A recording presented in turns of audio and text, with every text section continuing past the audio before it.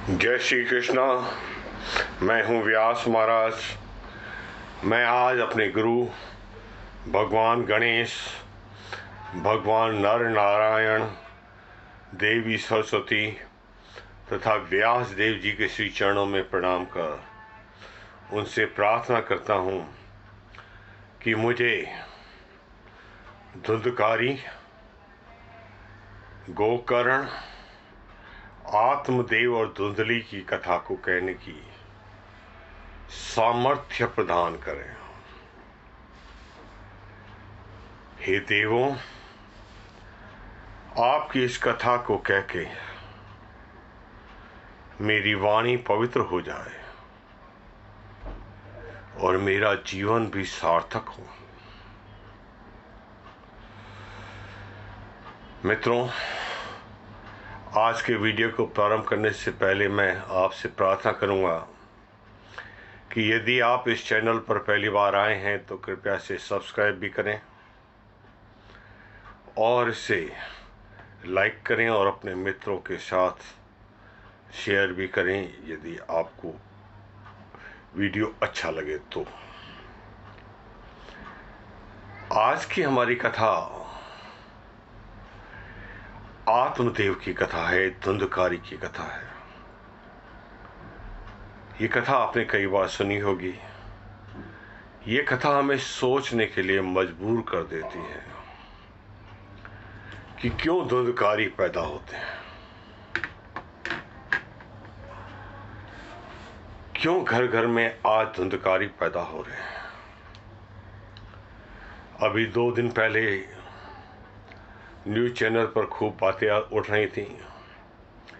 सिद्धू की बहन ने कहा कि उसका भाई बड़ा ही अत्याचारी है, उसने अपनी मां को स्टेशन पर मरने के लिए छोड़ दिया। ऐसा क्यों हुआ? कौन है जिम्मेदार इन सब चीजों के लिए? क्या जन्म लेने वाला बच्चा या उसके माता पिता जो उसे अच्छे संस्कार ही नहीं देते? जरूरत है अच्छे संस्कारों की। बच्चे को पढ़ा लिखा करके जितना कमाई के लायक बनाया जाए उतना कम है, पर साथ ही बहुत ही जरूरी है कि वो अच्छा इंसान भी बने। हमें मशीनें नहीं बनानी हैं, हमें इंसान चाहिए, अच्छे इंसान। और श्रीमद् भागवत की ये कथा डंके की चोट पर कहती है, अरे सुनो तो सही भागवत, पढ़ो तो सही भागवत, संस्कार तुम्हारे अंदर अपने आप पैदा होंगे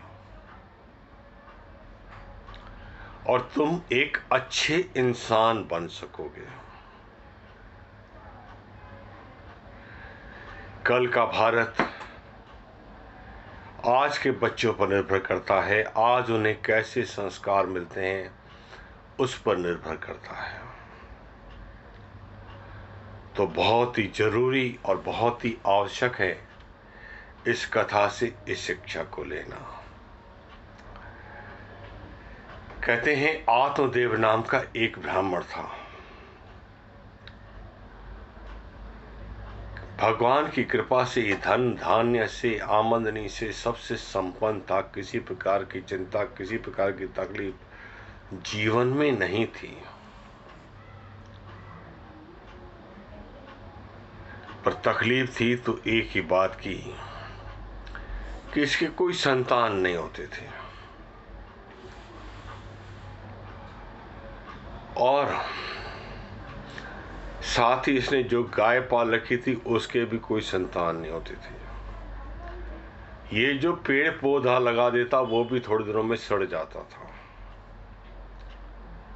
इसका से बहुत दुख होता था, ऐसा क्यों होता है मेरे साथ। और ऊपर से दुनिया भी बात को कह के ऐसा चुभो देती है कि ये छोटी सी बात नासूर बन जाती है। आत्मदेव इसी परेशानी में था कि मेरे बच्चा क्यों नहीं हो रहा है, और एक दिन ये घर से बाहर निकल जाता है, इतना परेशान हो जाता है, इतना दुखी हो जाता है कि ये क्या जिंदगी है, और मरने का निर्णय लेकर के एक तालाब के किनारे जा पहुंचता है। वहां एक यति, एक साधु महात्मा पधारे। साधु महात्मा ने जब पानी मानी पी लिया, तालाब से नहा धो के फ्रेश हो गए, आराम से बैठे, तब आत्मदेव ने जाकर उनके चरणों में प्रणाम किया और खूब जोर जोर से रोने लगा। साधु महात्मा ने कहा, क्यों रो रहे हो? आत्मदेव बोला, मेरा तो जीवन ही व्यर्थ हो गया है, मेरे कोई संतान नहीं है, मेरे घर में जो गाय है वो भी बांझ है, मैं जो पौधा लगाता हूं वो भी सड़ जाता है, मेरा जीवन ही व्यर्थ है, इसलिए मैं मरना चाहता हूं। या तो आप मेरी समस्या का इलाज कीजिए या मैं आपके सामने ही प्राण त्याग दूंगा। साधु महात्मा ने उसके सर को देखकर, ललाट को देख कहा कि अरे आत्मदेव, तेरे तो आने वाली 7 पीढ़ियों में भी संतान का सुख नहीं लिखा, तू क्यों जिद करता है? पर आत्मदेव ने एक बात नहीं सुनी। उसने हठ किया कि मुझे कैसे भी करके आप संतान दीजिए, क्योंकि महात्मा जिस पर प्रसन्न हो जाए उसके लिए क्या चीज असंभव है। एक तो साधु और महात्माओं के दर्शन ही दुर्लभ होते हैं, और दर्शन हो जाए तो कोई चीज दुर्लभ नहीं होती। जो काम भगवान नहीं कर सकते वो काम भगवान के भक्त कर देते हैं। साधु महात्मा ने कहा, ये बहुत हठ कर रहा है। उन्होंने एक सेब उठाया, उसे मंत्रित किया और आत्मदेव को देखे कहा कि इसे अपनी पत्नी को खिला देना, और कहना कि जब तक संतान नहीं होती है तब तक वो धर्माचरण से जीवन यापन करे।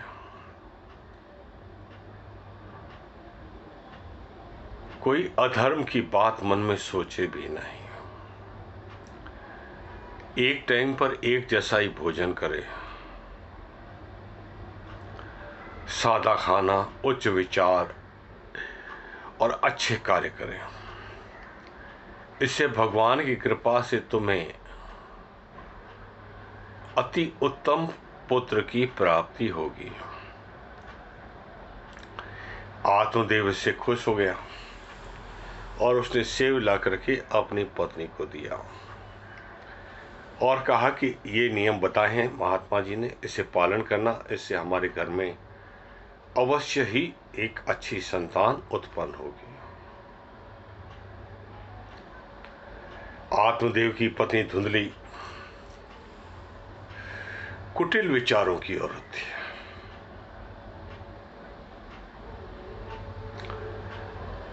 वो सोचने लगी कि इससे तो मेरे गर्भ हो जाएगा, गर्भ हो जाएगा तो डाकू आएंगे तो भाग भी नहीं सकूंगी, उसे भागने में भी तकलीफ होती है। हर बात में उल्टा सोचना ये उसका आदत थी, और इसने इसमें भी उल्टा ही सोचा। फिर उसे अपनी बहन की याद आई। उसकी बहन गर्भवती थी, उसके बहन की बहुत सारी संतानें थीं। तो उसने बहन से बात की और कहा कि तेरे पास पैसों की तकलीफ है, मेरे पास भगवान की कृपा से पर्याप्त धन संपदा है, मैं तुझे धन संपदा दे दूंगी, तू मुझे अपने होने वाली संतान दे देना। मैं ये गर्भ के चक्कर में, मां बनने के चक्कर में नहीं पड़ना चाहती। धुंधली की बहन ने अपने पति से सलाह करके स्वीकार कर लिया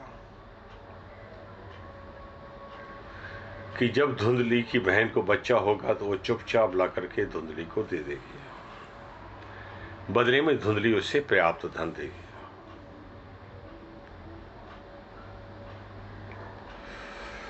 और तब तक दोनों बहनों ने निर्णय कर वो जो फल था गाय को खिला दिया। गाय ने उस फल को खाया और गाय ने अनजाने में ही नियमों का पालन भी कर लिया, कुछ बुरा नहीं सोचा, कुछ गलत बात नहीं सोची, और पूरा संतान होने तक एक ही अन्न, खाली घास खाया। इससे गाय के एक अति सुंदर पुत्र उत्पन्न हुआ। यह पुत्र मानवीय शकल का था, पर इसके कान गाय के जैसे थे। इसीलिए आत्मदेव ने उसका नाम गोकर्ण रख दिया।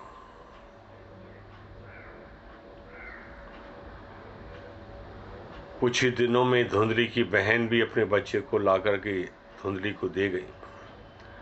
धुंधली ने अपने पति से कहा कि फल के प्रताप से हमें भी बच्चा हो गया है।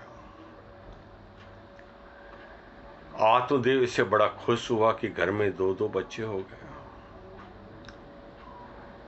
और धुंधली के जो बच्चा हुआ उसका नाम उसने धुंधली के नाम से धुंधकारी रख दिया। जैसे दोनों बच्चे बड़े होने लगे, धुंधकारी को अति प्यार मिलने लगा। उसकी हर बात को स्वीकार किया जाने लगा। उसकी बदमाशियों और बेईमानियों को भी स्वीकार किया जाने लगा परिवार में। यहीं से उसके अंदर पाप की उत्पत्ति होने लग गई। धुंधकारी बड़ा भयंकर पापी बना। बड़े होने पर एक दिन तो इसने पिताजी से धन लेने की इच्छा की, तो पिता ने सवाल पूछे तो खूब मारा पिता को। मार मार के उसकी हालत खराब कर दी बूढ़े परिवार की। वो बूढ़ा घर के बाहर बैठा रो रहा था। उस समय गोकर्ण जी ने आकर के उन्हें ज्ञान दिया और कहा कि काय का बेटा, किसका बेटा, क्यों शोक करती हो, क्यों खुश होती हो? पिताजी, ये सब चीजें बेकार की हैं।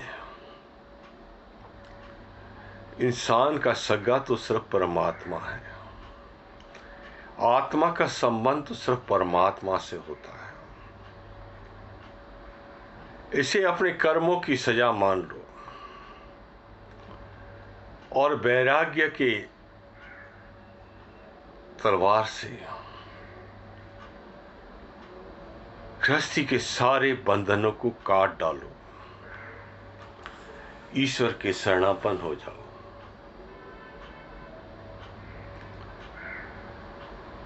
गोकर्ण की बात मान आत्मदेव ने रातों रात संन्यास ले लिया।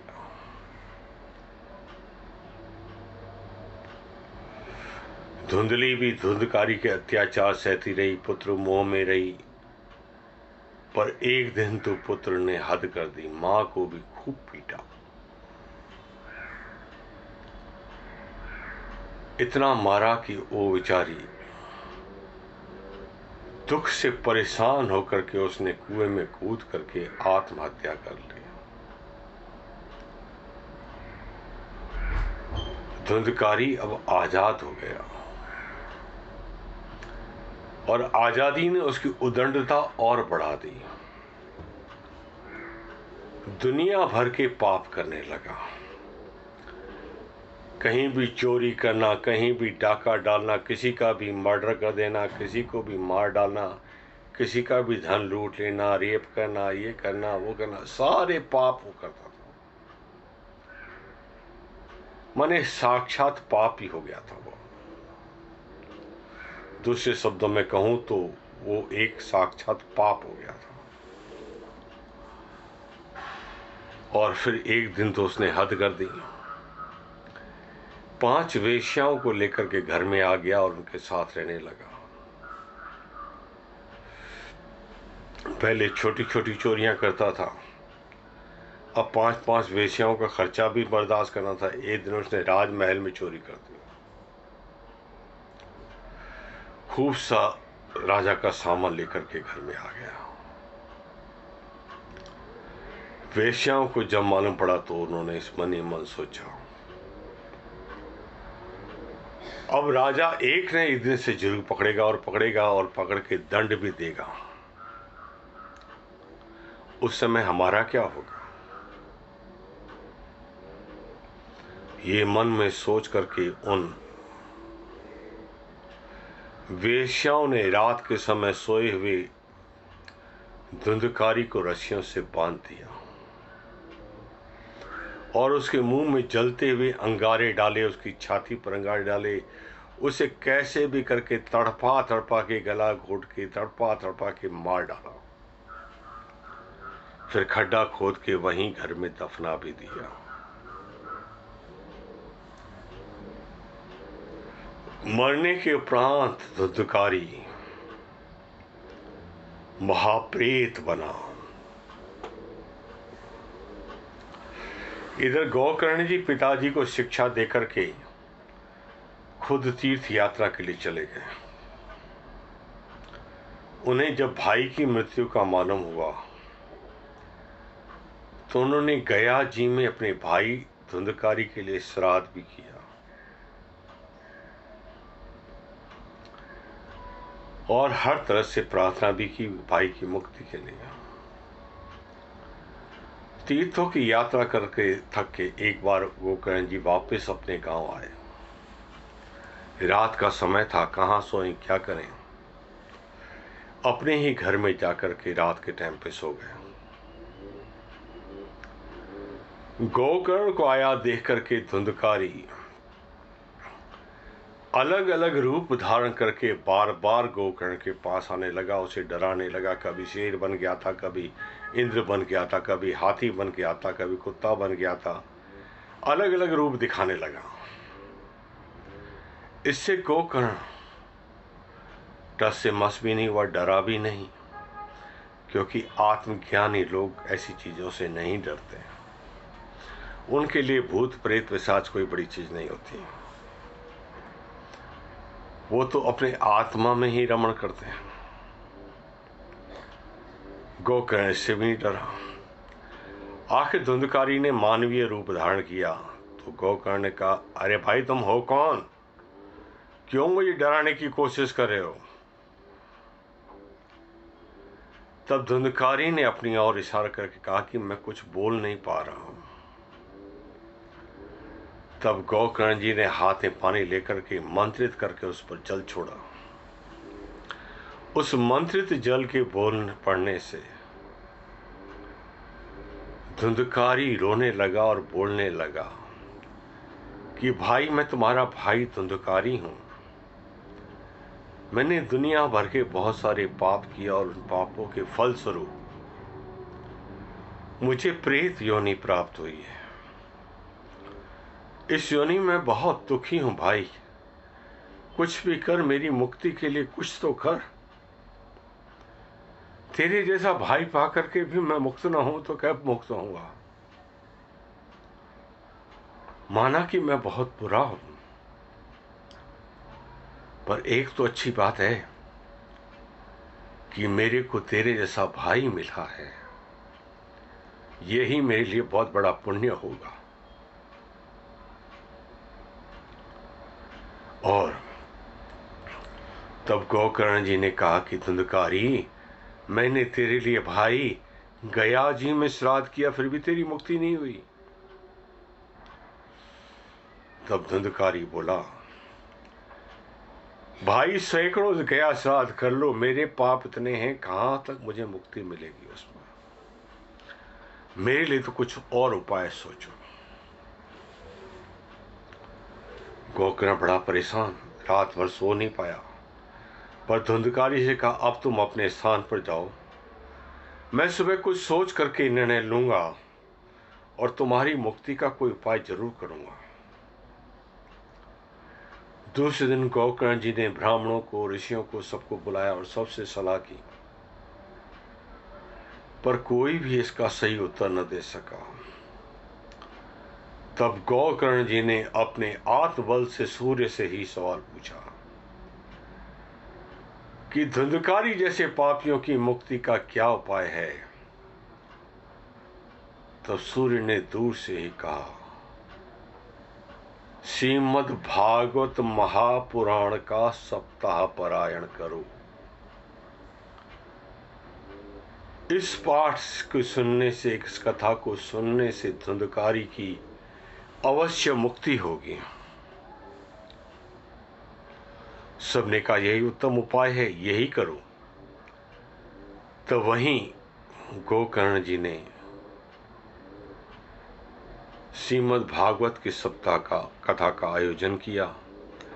खुद व्यासपीठ पर बैठे ब्राह्मणों के कहने पर और खुद ने कथा कहना प्रारंभ किया और धुंधकारी का आह्वान किया। धुंधकारी वहां आया, यहां वहां बैठने की जगह देख रहा था, पर कहीं उसे बैठने की जगह नहीं मिल रही थी, क्योंकि वो हवा रूप था। जहां बैठना चाहता हवा उसे उड़ा देती। आखिर उसे एक बांस मिला, का डंडा मिला, जिसमें 7 कांटे थी। ये उसके छेद में घुस गया और वहां बैठ करके इसने भागवत की कथा को सुना।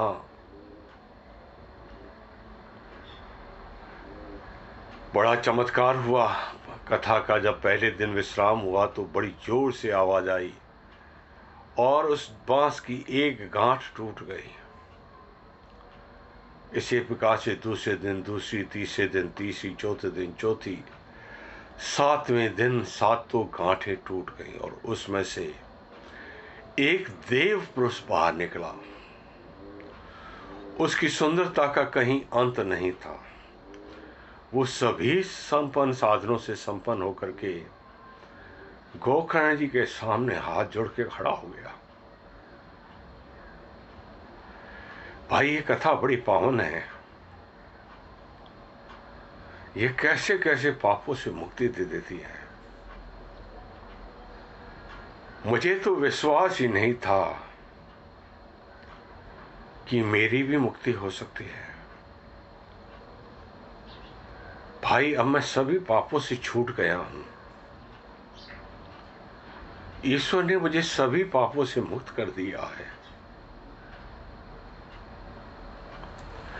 अब आज्ञा दो तो मैं अपने लोक को जाऊं। उसी समय एक सुंदर विमान आया और उसने धुंधकारी से कहा कि बैठिए महाराज। हे पुण्यात्मा, पधारिए और इस विमान में बैठिए। आपको भगवान विष्णु के धाम बैंकुट लोक ले चलेंगे। धुंधकारी भागवत की परिक्रमा कर विमान में बैठ गया। उस समय गोकर्ण जी ने विमान के पार्षदों से पूछा, कथा तो यहां अनेकों ने सुनी, पर विमान सिर्फ एक क्यों आया? इन लोगों के लिए क्यों नहीं आया? मेरे लिए क्यों नहीं आया? मैंने भी तो कथा पढ़ी है।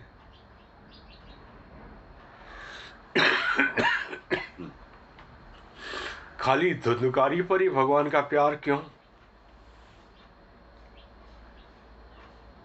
तब भगवान के पार्षदों ने कहा, कथा तो सबने सुनी है, पर इसकी जैसे किसी ने नहीं सुनी। ये दिन को कथा सुनता था, फिर उस पर मनन करता था, फिर उस कथा के साथ आत्मसात करता था।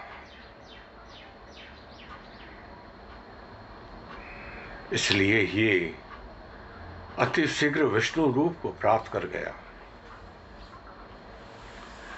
हे गोकर्ण, तुम दोबारा कथा को करो। इस बार जो कथा सुनेंगे वो मुक्ति की इच्छा से सुनेंगे, इसी भाव से सुनेंगे, तो सारे पाप उनके भी मिट जाएंगे और वो भी मोक्ष को प्राप्त होंगे। ऐसा कहकर के भगवान के पार्षद गोकर्ण जी के सम्मुख ही सबके सामने धुंधकारी को लेकर के बैंकुट लोक की ओर चले गए। गोकर्ण जी ने फिर से भागवत कथा की और इस बार तो विमानों के ढेर आ गए और पशु पक्षी भी जो थे उन सब को लेकर के बैकुंठ धाम पधार गए। भक्तों, इस कथा से हमने क्या सोचना? एक, ये कथा अच्छे संस्कार देती है ताकि धुंधकारी घरों में पैदा न हो। जो बच्चा पैदा होता है वो गोकर्ण भले बने पर धुंधकारी न बने। इसके लिए भागवत सुनने की आदत बच्चों में डालिए ताकि वो अच्छे इंसान बन सके। दूसरा, बुढ़ापे में आकर के आदमी को पछतावा होता है, मैंने तो अपने लिए कुछ भी नहीं किया, मौत सर पे खड़ी, क्या करूं? भागवत सुन लीजिए। भागवत के सुनने मात्र से सारे पाप नष्ट हो जाते हैं।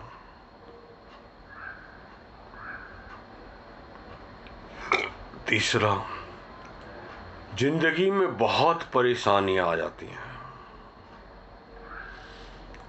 ये परेशानियां अंततः होती हमारे कर्मों का फल ही है, हमारे पापों का परिणाम मात्र होती हैं। और भागवत के सुनने मात्र से सारे पाप नष्ट हो जाते हैं। जब पाप नष्ट हो जाते हैं तो उनके फल भी नष्ट हो जाते हैं, ये निश्चित जान लीजिएगा। और चौथा, भागवत जिंदों को तो पाप से मुक्त करती ही है, मरणोपरांत भी मरे हुए को भी भागवत तार देती है। सुन मात्र सुन। सनातन धर्म में किसी भी मृतक के लिए उसके बच्चों के द्वारा किया जाने वाला सबसे अच्छा कर्म कोई हो सकता है तो वो है भागवत सप्ताह। हम अपने पूर्वजों से, माता पिता से प्यार करते हैं, उनके मरने पर रोते धोते हैं। हम नहीं जानते कि वो स्वर्ग गए नरक गए, कहते हम सभी को स्वर्गीय हैं, पर हम ये नहीं सोचते कि क्या पता नरक में गए हों तो उनकी मुक्ति का क्या उपाय हो सकता है। मित्रों, श्रीमद् भागवत सप्ताह पारायण ही मात्र उनकी मुक्ति का उपाय है। इससे वो तो मुक्त होकर के मोक्ष को प्राप्त होते ही हैं। बाकी के हम लोग जो सुनते हैं, हमारे पाप भी नष्ट होते हैं और हमारी समस्याओं के भी अंत होते हैं। जीवन सुखी होने लगता है। इतने सब इसके फायदे हैं कि मैं शब्दों में वर्णन नहीं कर सकता। अब आज की कथा का समय पूरा होने के कारण मैं वीडियो को यहीं समाप्त कर रहा हूं। अब हम फिर मिलेंगे शुक्रवार को